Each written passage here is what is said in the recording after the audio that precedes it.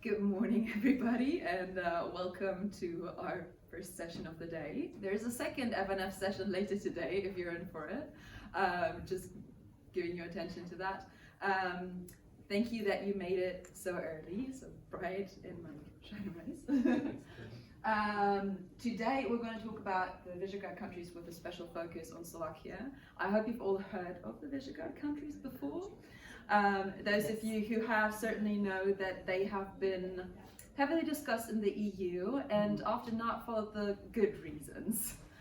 So over the last couple of years there was a lot of focus, especially on countries like Hungary, like we've talked a lot about Poland, especially when it comes to the human rights situation in those two countries. And Slovakia has been flying a bit under the radar on the European level, from what it seems. And it took 5 years ago the killing of a journalist, which is now still, I heard it just came to a decision, but it's going to be appealed again. Like, it's still in the discussion. We're still talking about it today, and it still has repercussions for the situation of journalists in the country. So a couple of days ago, I just came from Vienna, from the World Congress of the International Press Institute, and people are in fact still talking about it. The situation for journalists, the situation for LGBT plus people in the Visegrad countries over the last couple of years has progressively gotten worse. And that is something that we want to also shine some light on, with special regards to the elections that are going to take place not so far from now. And I want to be mindful of also Moritz having to leave in like half hour, I think, a little bit less. And so I'll leave you to this for now, and I'll hand over to the panel. So we're going to be joined today by Moritz Körner. He's an MEP for the FDP, and he is also in the Libe Committee and the Budget Committee, and he's the Vice Chair of the Committee of Inquiry to investigate the use of Pegasus and equivalent surveillance spyware. It's a mouthful. We're also going to be joined by Zora Jourova, hello, a long-standing member of the Presidium of the Progressive Slovakia Party, which she co-founded, but also I heard now that she is originally a Slovak theatre dramaturg and critic, film producer, cultural policy expert. There you go. We are also going to be joined by Miloš Hodun, a long-standing partner of the foundation and our work. He's the international officer at the Nowoczesna Party in Poland and the president of the NGO Projekt Polska. He's also the second vice president of the European Liberal Forum because he doesn't have anything else to do. A board member. Board member. I'm sorry, my notes. And the session is going to be moderated by my lovely colleague Barbora, who is the project manager at FNF Prague and responsible for the projects in Slovakia, Poland and Slovenia. She's also originally from Slovakia, so I leave you in very good hands. Yeah, thank you very much, Jana, for this great opening. Ladies and gentlemen, welcome to our session. It's really a pleasure that we can speak about this topic because, as you heard, it's going worse and worse and it's being underestimated. And so I would like to start more general with the V4 countries because, as you heard, unfortunately, Mr. Körner has to leave. So the V4 was founded after the fall of the communism with a common aim, with common transformation along the lines of the Western democracies and for the common accession to the NATO and EU. And now that we have been fully integrated, almost fully integrated, for 20 years already, I feel that we have been becoming such an opposite voice of the EU and kind of constant opponent in different areas. So my question is, what has happened? What is the purpose of V4 today? And does the platform as such still have a future? I would like to start with Zora. What do you think about it? And plus, are not speaking only about the negative side. Can we still find any positive aspects of V4 today? Well, it was said already that I'm a film producer, so I would use some like film script language. I think the V4 was very nice and dramatic story, but the romance is definitely over now. you know, when it was created, I think all four countries really benefited from it, and Slovakia the most, because maybe some of you know that in 90s we've been expelled from the accession group to the EU and NATO because of the Vladimir Mečiar's government.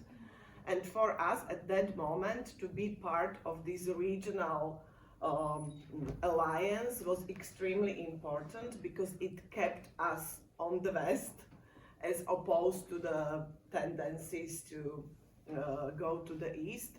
And I think V4 was important aspect of why we finally succeeded, and the result is we are the EU member, we are the NATO member. But of course, nowadays it doesn't work anymore, but it doesn't work politically. It doesn't work on the political level from obvious reasons, because of mainly Hungarian government going absolutely the other way than the whole European Union. Also the Polish government is problematic in many ways. So on political level, very often I'm following all these meetings of the V4 ministers or prime ministers, and it's always very awkward, because the very idea of V4 was that we are allies, we work together, we have the same values, and we want to share those values. But then you see four people, they don't share the values, and they just meet because they were used to be meeting, but nothing comes out of it. And even more, I think it also have the negative effect of legitimizing, for example, Orbán's government or even Polish government, because they are seen as a part of this alliance which once upon a time had a good credit. So I think, and that's the opinion of even like our experts in our party, that politically V4 at the moment is dead, and we should sort of formally diminish those kind of meetings and alliances. On the other hand, I think it still works on the real life level. Like for example, we have very good contacts with Momentum, with Nowoczesna, and because we have the cultural and geographical overlaps and the long history, we naturally tend to cooperate and collaborate in this territory. And there is one very good example. I also work as an advisor to the mayor of Bratislava, who was actually here yesterday speaking on the Liberal Mayor's Summit. And there is this very interesting initiative which is called Pact of Free Cities.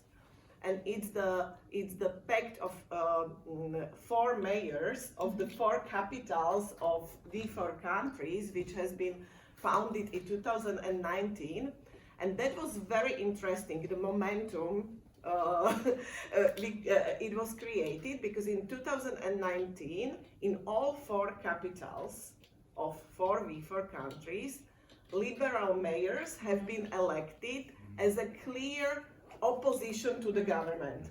So it was a clear message of the voters that we vote for something different than is in the government, as an opposition to populism, to conservative governments, and so on. And these four mayors were close in age, close in the life experience, and they created this alliance with the main aim to just maintain the democracy, because the cities and capitals and big cities have always been the cradles of democracies. Yeah. And it could also work nowadays, I think, and it is working. So I think what really makes sense is to maintain this kind of alliances in our region as an opposition to the political level, which doesn't work at the moment. Yeah. Thank you very much. Milos, it wasn't like 2 minutes and we mentioned Poland and Hungary. Poland and Hungary are often put together as the troublemakers, and many of the opposing stances are coming from this duo. How is the V4 perceived in Poland? I think we have to distinguish between the official, the government perception, and the perception of the liberals. What do you say? And I would also add the perception of the people. So, Okay. and I would start with the last one, and I think there is none. So, the people in Poland, they don't know what V4 is. They don't No. care. No, I mean, people know that something like this exists, but it's not really important, frankly speaking, to many people. This is something that is in heads of politicians, of decision makers, and of some intellectual elites, I would say. This is how V4 exists. It's not like the European Union or not like NATO, right? For Polish people, these two institutions are really internalized. We feel that we belong there. This is important. V4 does not. If it comes to the Polish government, V4 does not exist any longer after February 24, 2022. So when the full-scale invasion on Ukraine started, this was, maybe not immediately, but a couple of weeks later when we saw Orbán's reaction, and the Polish Prime Minister said, okay, this love story is over. Now it's only a thriller or a horror story. And populists like Jarosław Kaczyński in Poland or Orbán in Hungary, they see this kind of institutions or platforms not through the lenses of ideas or values. They see only their own interests. And if they're in power, and when their own interest is like over, they see that they cannot promote their own interests through this platform. They don't need it anymore. And this is very interesting, the question that you ask also, what we as the opposition, we as liberals think about it. And I think Zora was also commented on it. For us, this cooperation is natural in a way, because we see really added value being together, being close with our neighbors from the Czech Republic, from Slovakia, from Hungary. We feel that there is so much culturally that unites us, that we want to be together. And also we can see it in ALDE, right? That we have New Central Europe, so where we work together, our parties together with Momentum, with NEOS, we see that this matters and there is added value. So I think many things may change after the Polish elections if the result is as we wish for, because for the Polish opposition parties, for the Polish democratic parties, V4, it is an important format. It is something that we want to work with. But actually, right now, there is no V4. There is no, because these are four leaders from totally different agendas, and the Polish government is not willing to actually. The Prime Minister is not willing to show his face in a press conference with Viktor Orbán anymore. Because for us, for the Polish general public opinion as such, the issue of supporting Ukraine is really the most important one. And if somebody is saying no to supporting Ukraine, then Polish government will say no to be together in the same platform. So this is whole Poland, right? Not only the Polish government, like Poland united on this stance towards Ukraine. Yes. This is very, very, very important and very interesting, and also this is something that is the Polish people. When we look at Slovakia, we cannot really believe that there are so many people in Slovakia. We don't seriously. Polish people don't understand that. Like where don't understand it neither. Because in Poland, if you look at data, still it's 80-90% of the population who is saying we must do everything to support Ukraine. And we must do everything to support Ukrainian people in Poland. And unfortunately, like when we read data from other V4 countries, it's hard to understand for us how it happened that we went so far apart. Yeah, great. Moritz, you as a EU representative, how do you perceive the situation, the political development in the V4? What are the pressing issues for the EU towards the V4 countries, and maybe is Slovakia on the agenda? First of all, thank you for inviting me to this panel. I think it's very, very interesting also what you already mentioned.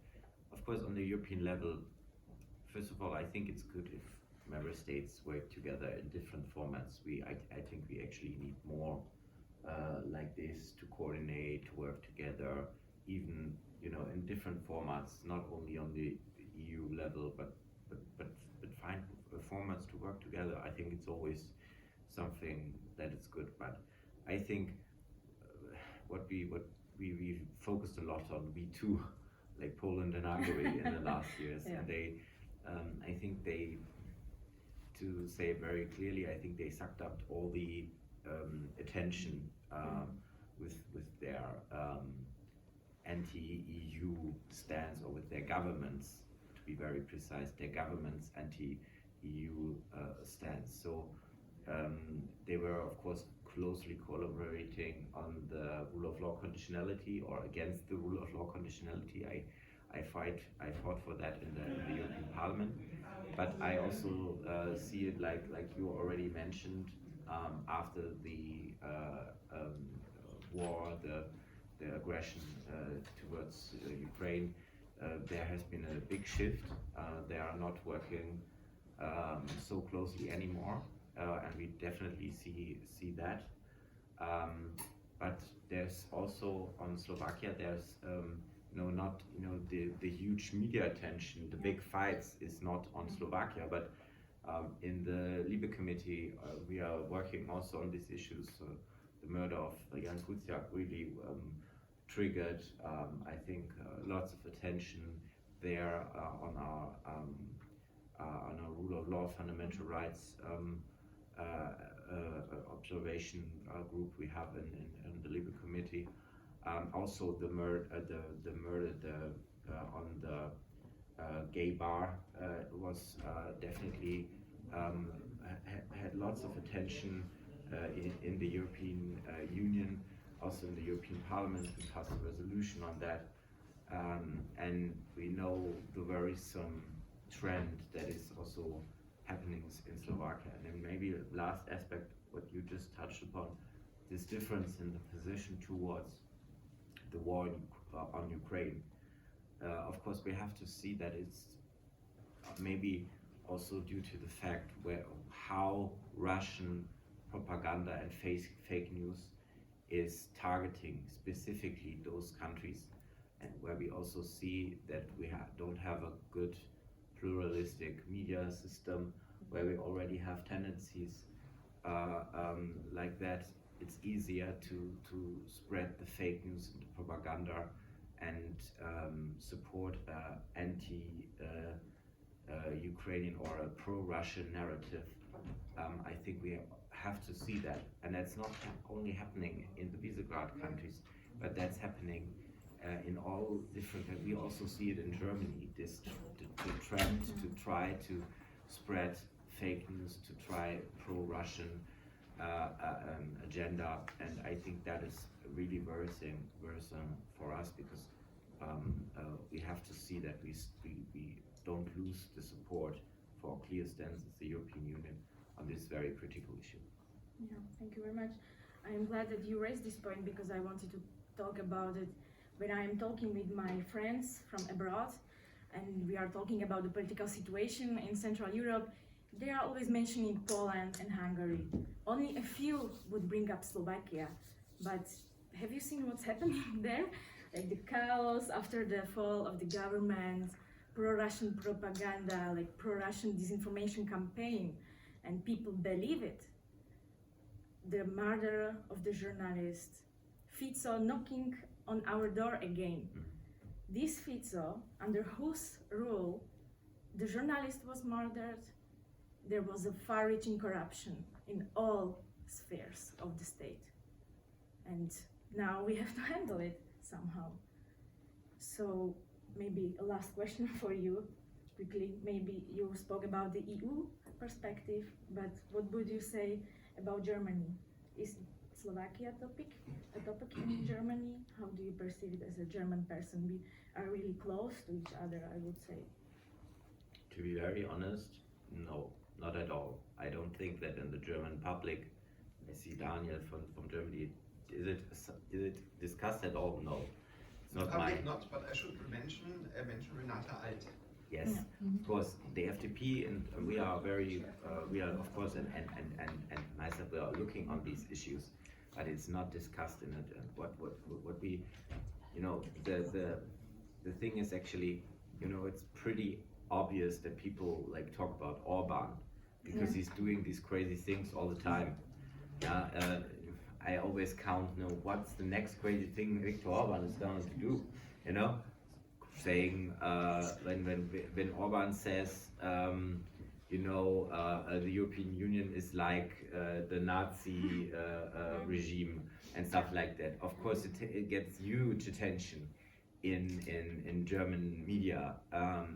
So it's pretty easy to say Orbán is bad, and then, but looking at all the different countries with a clear perspective is more difficult. But I think it's really something I want to mention, because in the European Parliament that is a big attack from Poland and Hungary, the governing parties. It's always, you only look on us, it's political motivation and so on. And it's not the case.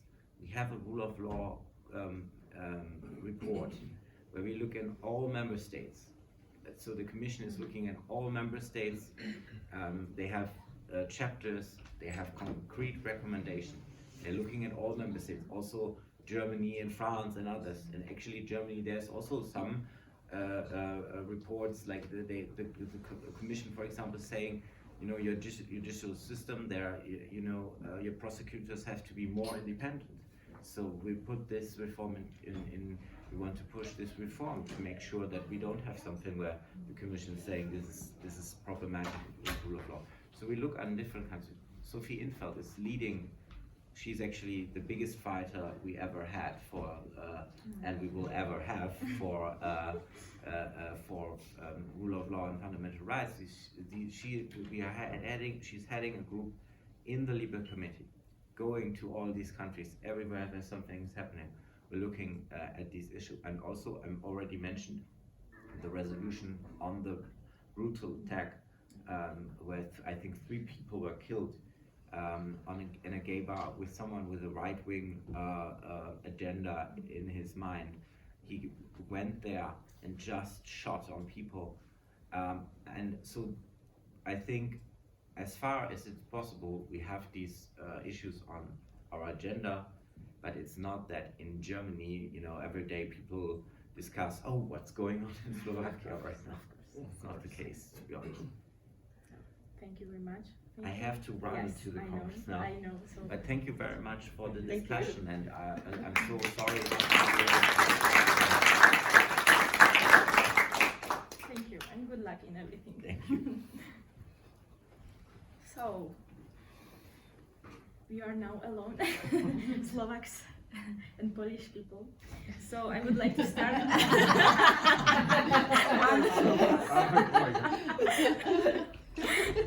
I would like to start with Slovakia, Zora. I know that we would speak for hours about the situation in Slovakia, but I would like to ask you to sum up the most pressing issues. Is what is going on in Slovakia, because as we heard, not everyone is aware.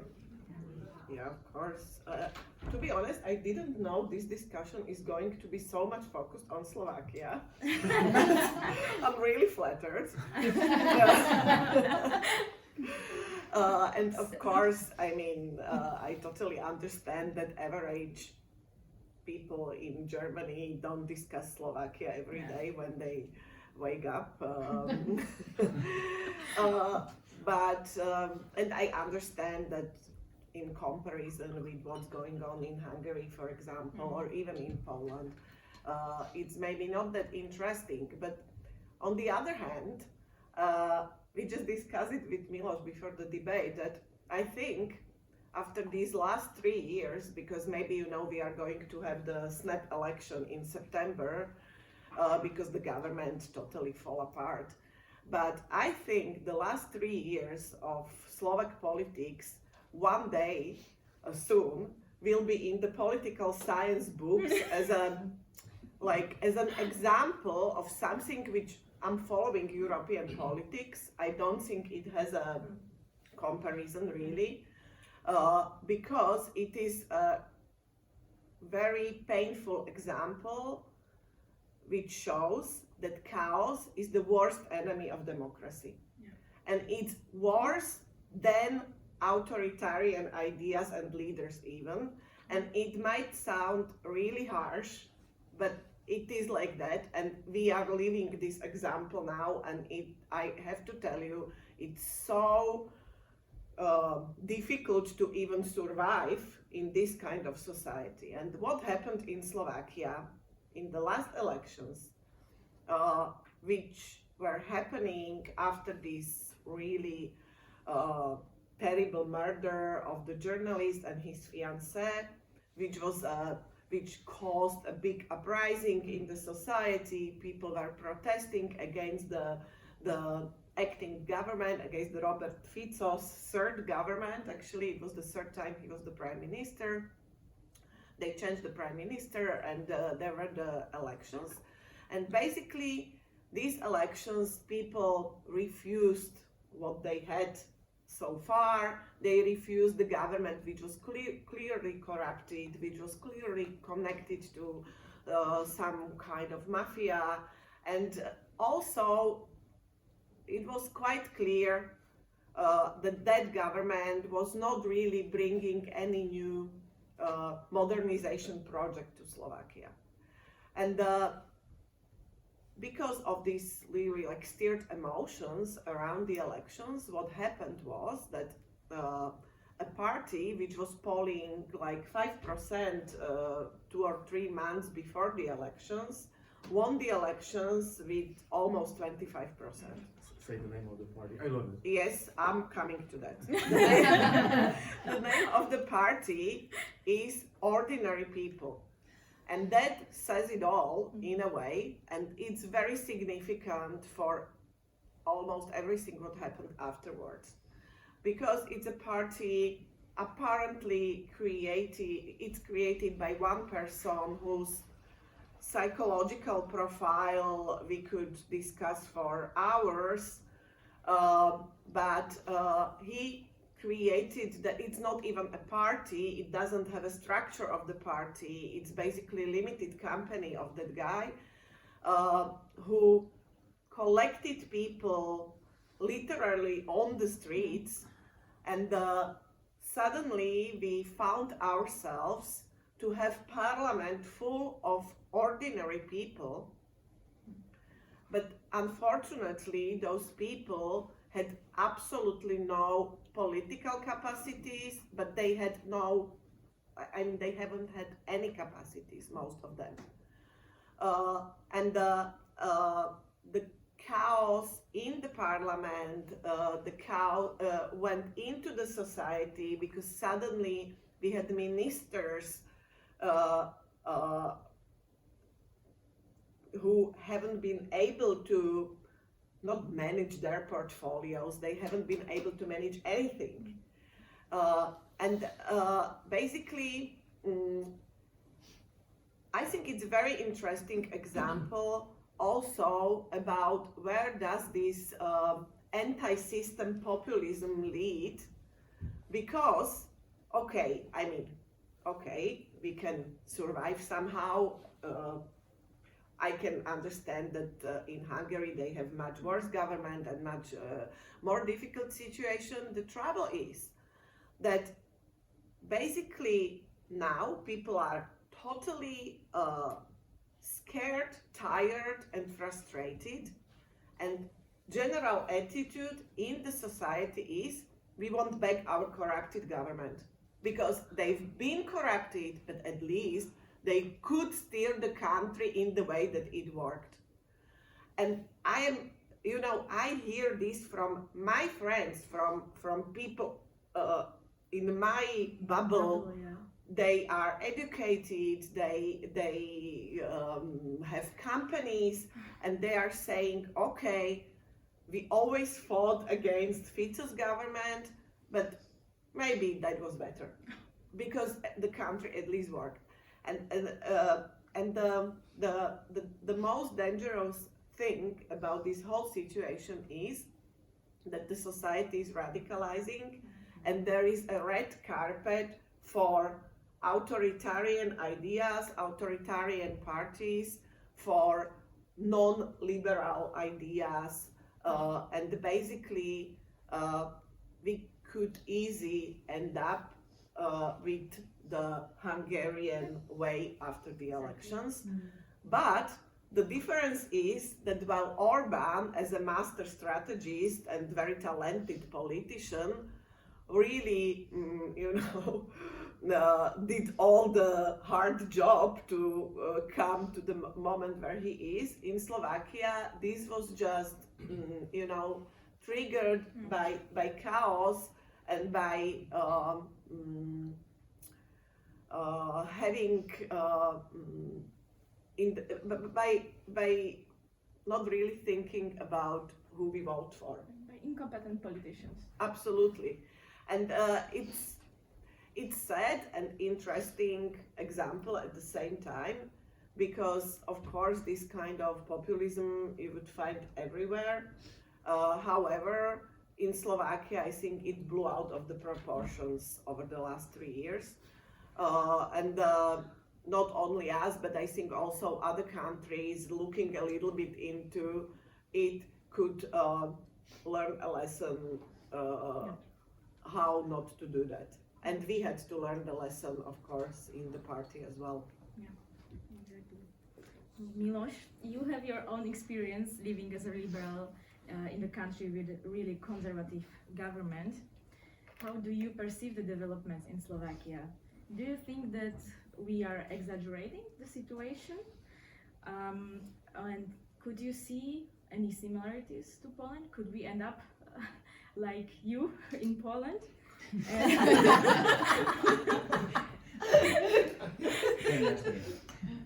I hope you never end up like me in Poland. Not you. But, exactly, but Polish country. Yeah. Okay. It's a little roast right now of Slovakia, but hey, this is the topic of the discussion. Yeah, I see many similarities, to be honest. If I look at Slovak political scene, and I'm not going to say that I understand it, but I think most of Slovak people don't understand what's happening on the Slovak scene. That there was a technical government replaced by another technical government. It's like this meta level of politics. I see similarities between Slovak political scene and Polish political scene, but Polish political scene 20 years ago, when Polish political scene was very fragmented, just like it is in Slovakia. And of course there were many good things and bad things happening, but then we had these strong leaders on both sides who united the small parties and created something bigger, and we still have that, right? So we still have Jarosław Kaczyński, who was the powerful man there on the right side. He united all these probably dozens of very small parties, associations on the right wing, and he created a party. And then everything changed. We don't have this in Slovakia yet, and the fragmentation is incredible. And I think this is what is creating all this chaos and this very weird dynamics in Slovak politics. In Slovak politics, and this is dangerous too, as Zora said. But this is dangerous in a different way, and I think the perception of it in Europe is very different, because if you have one Orbán and one Kaczynski who win the elections, who have majority in the parliament, and literally they can do whatever they want, especially in the case of Hungary, right, when they have the super majority and they can change the constitution and they go like, just basically destroying everything what's in front of them. You can ruin the country. And there is a lot of media attention, and there is a lot of attention from European institutions. But in case of Slovakia, if the parliament is so fragmented, and there is no one strong leader right now who would say, I will do everything I want, because he or she, no, but in Slovak case is a he, or different men, because they just find this really exotic alliances with all these parties with super funny names, and so then I think this goes a bit somewhere. It's not on the radar. Like the European radars, they don't see it that much, and so this is one thing. The other thing, we had Fico, and I think it plays big role that he was a member of the SND. So his party was member of the SND party. So he was also a bit away from the radar, right? Because he was a member of one of the two biggest families, and he could do many things that populists who were not affiliated with SND or EPP could not do. And this is how I see it. And do I think that Slovakia will go the same direction that Poland will go. No, I think again this because of the fragmentation, this dangerous is different. What's dangerous is that this chaos can be prolonged, because even if we have clearly a very good party there, and luckily it's a member of the liberal family, and Zora is a member and vice president of the party, and you will succeed in elections this year. The question is who will form the government, right? And will the good guys around progressive Slovakia, who will be clearly the leader of this bright part of the parliament in Bratislava, will they be able to form a government? And if they won't be, what will happen next? Will we have another Bulgarian scenario with elections after elections after elections, because there will be nobody able to create a government? So this is something that worries me a lot, is this chaos, and the fact that the chaos can be prolonged, and that the good people will not be able actually to form the majority, and the bad people will be back. So this would be a short answer. And I maybe just wanted to add one thing, that maybe it's not very politically correct to say here, but I am convinced that the Hungarian example is an example of European Union not doing what it is supposed to do, or not doing enough, because I tend to be a little bit emotional about Hungary, because I grew up in Slovakia, which was expelled from the accession to the EU and NATO during Mečiar, and I remember very well how that felt to be a second category in Europe. But at that time, all the international, we haven't been in the EU that time, but all the international environment was helping us against the government. However, with Hungary, the situation is different because they are already EU members. But I constantly have the feeling that the European Union should be a little bit more strict with Hungary, and maybe we wouldn't be in the situation where we are now. I'm mentioning it in connection with Slovakia because we mentioned Robert Fico.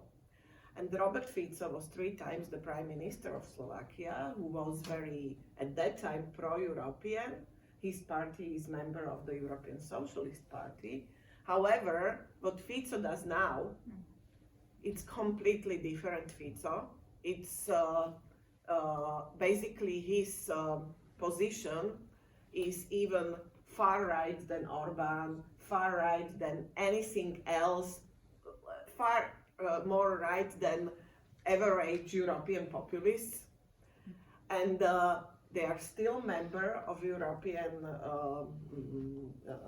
structures, and I don't hear any criticism about it, even though a lot of things he's saying and he's doing are totally miles behind the line at the moment.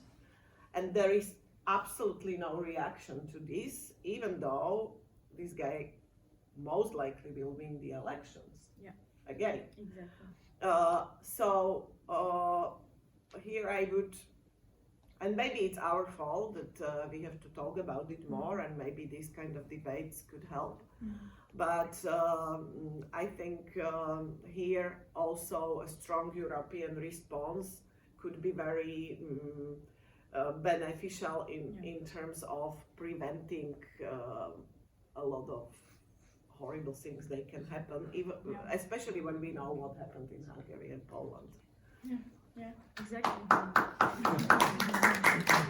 Thank you very much for raising this point, because this is exactly the reason why we are speaking today about this topic. We must speak about Slovakia, about the situation more, to get reaction from the structures. And I was asking myself also why people don't see the situation, and one of the aspects was because I'm hearing it from my from my fellows abroad, that our president, you have a star president, Zuzana Čaputová, is liberal, like former member of the Progressive Slovakia. They're saying like, what do you say? She's so amazing, she's liberal, but it's not everything. We behind this, it's really a complicated situation. Miloš said it really well, that the problem is it's really complicated, and we Slovaks don't understand what is happening, why it happened. So I would like to ask Zora again, how do you assess the current position of liberals in Slovakia? Progressive Slovakia has maintained third place in the election polls. No, Yes. second already. Already second? Well, it depends. It's between 13 and 15, Yeah. maybe 16%, but we have to say that the first place is always Smer with Fico, second place Hlas with Pellegrini, which is an outgrowth of Smer, and after Progressive Slovakia we have the far-right neo-fascist Republika. So I'm asking, what is the position of liberals in Slovakia? Are we prepared for liberalism? Because I feel that a liberal in some circles of our society is just a curse word. Well, it's of course complicated debate, but Progressive Slovakia is the first cultural liberal party in Slovakia since '89. So far, we never had a party which clearly declared to be a party with cultural liberalism. And this is something which, especially in Central and Eastern Europe, is very complicated, because I know in ALDE there are economically liberal parties, culturally liberal parties, but especially in Central Europe, this is very tricky, because very often the economic liberalism and the neoliberalism is something which is understood as this is the liberalism. However, that's not our economic position, far from that. And we have a party which is already on the scene, like this economic liberal party, but they actually never defended the cultural issues connected with liberalism. They are much more on the right part of the spectrum. And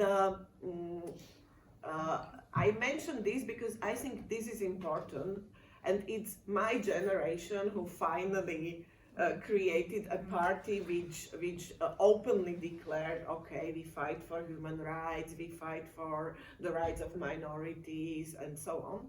Because the history of Slovakia, the modern history of Slovakia and of Slovak elections, is that we always voted against something. We always voted to prevent the wars to happen, and we always were forced to parties. They are on completely opposite sides of the political spectrum, like totally conservative parties with liberal parties had to join together to prevent some authoritarian regime like Mečiar and so on. And that's where the narrative saying, okay, forget your gay rights now, we have more important things to do because we have to save the country, so don't talk about this, don't talk about these issues, we have to save the country. And this was going on for years. And that created the situation that this debate was not held basically on the cultural liberal issues. At the moment, we have clearly the most conservative parliament we ever had. If you profile the MPs from different parties, and that's the problem of those catch-all parties or ordinary people parties. that these ordinary people, like 2 of them are liberals and then 15 of them are ultra-conservatives. And for the first time, and that's also interesting, because Slovakia is the Catholic country, like the majority of people are Catholics, but this time, first time, we have also these representatives of these like Pentecostal, Baptistic, American style, ultra-right Christians in the parliament, which is very new for Slovakia. People don't even know what that is. And this combined with the fact that for 3 years they didn't know what they are doing in the parliament, and it was full of people who had no political agendas because they found themselves in the parliament one day and they didn't know what to do there. Of course, for a lazy politician without an agenda, the cultural issues is the best solution. So over the 3 years, we had 27 legislation proposals trying to limit the abortion law, trying to discriminate the sexual minorities, trying to discriminate women, and so on, because they've been doing it again and again and again. And what it caused in the society was that we saw it in the statistics and the polls over the decades. Then the attitudes of the public towards minorities was getting better, people were less afraid, and so on. After these 3 years, all the indicators went the other way. People are more homophobic. We have this survey, like, would you like to have a homosexual person as your neighbor? In 2009, like 25, I don't know the exact figures, but maybe 25 people said no. Now it's 40. And it's just the opposite of the tendency which was there before, because this was the only debate we had over the 3 years, because these politicians were not able to actually really bring some real topics and do some real politics. And but on the other hand, and that's the paradox of the politics, I think it really helped to progressive Slovakia, which is not in the parliament, because, I mean, we've been in the debate. We've been in the debate, and because the performance of the government and of these people was so horrible, I think it also, we also got some new voters, because they said, okay, maybe I am not that liberal, but I cannot agree with these guys, what they do. So I think, I mean, there is no answer to what is, like, I mean, liberal society will win the battle. The question is when it happens. But it's going to be very difficult for us. And I think, and that's our strategy, that we are not playing this game anymore, that we are hiding these messages, which was the game played by many political parties in Slovakia. So we are very clear about our values, about the agenda we want to propose.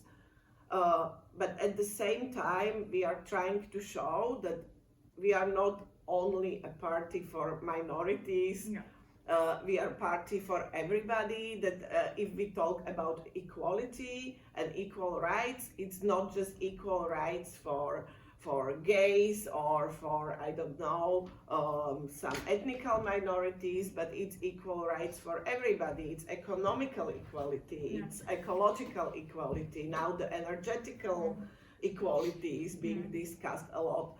So we are trying to communicate this message, and the headline we are trying to communicate, and I think that will be the topic of the elections, not only in Slovakia but also in other countries, and it's the topic of the future. Yeah.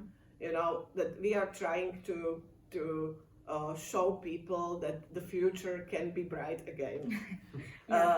Because, and I think this is a real issue, like when I grew up, my parents were telling me, and that was the discourse since the Second World War, my parents were telling me if I do everything right and if I will study hard and work hard, I will have better life than they do. When I look at my son now, I am thinking very often, I hope his life is not going to be much worse than mine. And I think this feeling of being afraid about the future, being afraid that our children will get much worse life than we do, is an overall feeling in the society. And there is no easy recipe how to politically handle it. But I think those who could handle this will be the winners of the elections everywhere. Yeah, that's right. Miloš, how is it in Poland? Is the That's- future bright? Yeah, is the future bright for liberalism? Do you have the possibility to push liberal agendas in the civic coalition as Nowoczesna? Yeah. The history of our party, the only liberal party in Poland, is very close to the one in Slovakia. We were created around the same time in 2015, and we were also the first party after many, many years who said, we are a liberal party. And many people were like, what? Like, who is still using this word? Like, this word is really, is pretty, terrible. Because this is how it was presented by the Law and Justice for many years. That this is a curse word, you don't use it. Yeah. And we said, look, we are a liberal party, we are culturally liberal, we are also economically liberal. And with this agenda, 5 months later, we entered the parliament. We scored 8% of the vote, and we were in the parliament. So it was a success story. Then we had many troubles, and right now we are, for many reasons, part of this larger alliance called Civic Coalition. There is 4 of us there, including the biggest opposition party led by Donald Tusk, that you may know from the European. So we've been in this coalition for, I think, last 5 years, and we know why we are there, because the Polish election law promotes the biggest party, big parties, big blocs. If we run separately, we know that we will win in votes, but we will not win in seats. And unfortunately, this is not the competition in Poland. I mean, it's not about who will have more votes in elections to the parliament. Unfortunately, it's about who will have more seats in the parliament in the future to form the coalition and kick this government out. So we are in this coalition, and we are trying to win elections in October or November, most probably October 15th, to form next government. We are definitely a junior partner in this bloc. We have a big brother there, member of EVPP. But as Barbara asked the question, indeed, I think we are influencing our coalition a lot with liberal ideas. I think we could clearly see it in the cities. Nowoczesna, so my party, we basically co-govern all big cities in Poland, together with Civic Platform, together with the left, depends on the city. But we have deputy mayors, we have mayors, we have presidents of city councils, and we could see that our city councillors, our mayors, deputy mayors, they push liberal agenda, and our friends from the coalition, they are accepting many things from our liberal agenda. Also because our city councillors, they were new people, new in politics, but really value driven, and from NGOs, from civil society, from private business. So we really kind of shook many of city councils with our ideas, and older council members, they had no idea what was happening. Like, who are these people? And this is great. And also we feel that we do it on a central level, so on the level of the parliament. If you see what Donald Tusk is saying today about LGBTQ rights or abortion, and you compare that with what he used to say, what he was saying 5 years ago, it's a different guy. And we really feel that we are part of it. Of course, there's more factors. The fact that Polish society is extremely polarized. because the Law and Justice Polish government was using these topics to polarize the society, and because they were sure that they have full support because we Polish people are conservative, but they didn't realize that at the same time they put many people who were indifferent, who were somewhere in between, who didn't have any opinion, to the progressive and the liberal side, because they saw, okay, women are being attacked, LGBTQI people are being attacked, I need to have an opinion, and many of those people actually are on our side. So we feel that we are part of this discussion. So definitely, Polish Liberal Party is a small party, but is an active party in this bloc, and if we win elections, together with other parties on the democratic side, we'll be part of the government who will be pushing and promoting the liberal agenda. So I think this is the most important message here. But I would also like to add one thing to your question about liberalism. And in Poland, right now, we have an issue with the far-right party. In Poland, we have the far-right party, which is very special to Poland. It's not even a party, it's a coalition of parties. They call themselves Confederation. And it's probably like 6 or 7 small parties and associations. They all have their particular interests. So we have a party of a guy who is definitely an anti-Semite, and this is his thing. We have an association there who is their only thing is being against abortion. So I always, when I try to explain who they are to my friends abroad, it's like the leagues of villains to me. Like, you have villains from different Marvel movies, and they all sit together at one table. Or if you remember Captain Planet, it's like anti-abortion, anti-Semitism. And this is how Confederation was created. And they just elected a new leader who is a libertarian. So his thing, his superpower, is that he is a hardcore libertarian, and they are promoting themselves as a liberal party. And actually many entrepreneurs, many people from business, especially from small business, they are saying, we're voting for them because they are liberal. And then we're asking them, yeah, but they are also, against this, and that. They want to kick us out from the European Union. They are against abortion. They say, oh no, we don't hear that. We hear that they are pro-entrepreneurs, and this is something very dangerous, because we see that this party is actually really rising in the polls. Last month, there was a poll when they got 12% of the vote, and this really changes the dynamic in Poland, because they are the only potential coalition partner of the Law and Justice Party. If this party was polling like it used to at the level of 5-6%, it would give them only a dozen of MPs, and they would be not much use. That wouldn't be useful for people. With over 12% of the popular vote, they will have a big representation, and they will become a potential coalition partner of peace, which is super scary. Because if you think that Poland right now has a far-right government, it means it will shift even more to the right. And this is something that we, as the Liberal Party in Poland, we are really fighting against. We're trying to show a lot.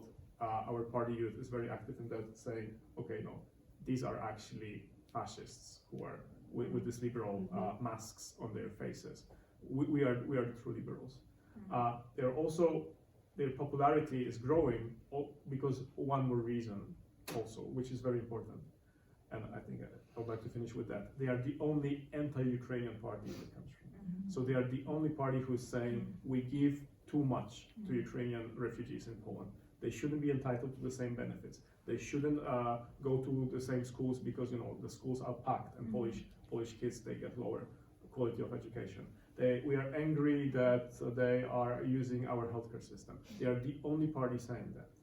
And because the situation with war in Ukraine is, as we all know, is longer and longer, many of Polish people are getting tired with that. We see it in the polls, we see it in focus groups, and I'm really worried that they will be benefiting from it. And the question is, if really the population, the public opinion is turning against Ukrainian refugees in Poland, what the reaction of the government will be, of the ruling party. If they see that actually their voters are leading them for far right, maybe they'll also change the rhetorics, which is very dangerous. So a very pessimistic note at the end. Very pessimistic end. But right now I would say it's 50-50. I will see who win the elections, but the trend for us, for our coalition, is actually good if you look at the polls. So right now it's 50-50. I hope next ALDE Congress we meet we'll have here our party leader of Nowoczesna, who will be a minister in the Polish government. So good luck for Poland, but even though it is really a great success story for Nowoczesna, and I would like to ask, we are out of our time. I don't know if our speakers have I time for. have to go to vote. Okay, so Oh. unfortunately, also the TV says it's end. So thank you very much Thank you. Thank for you. discussing. And we are wishing us a good luck. Bye. Thank you. Thank you. Thanks. Thank you.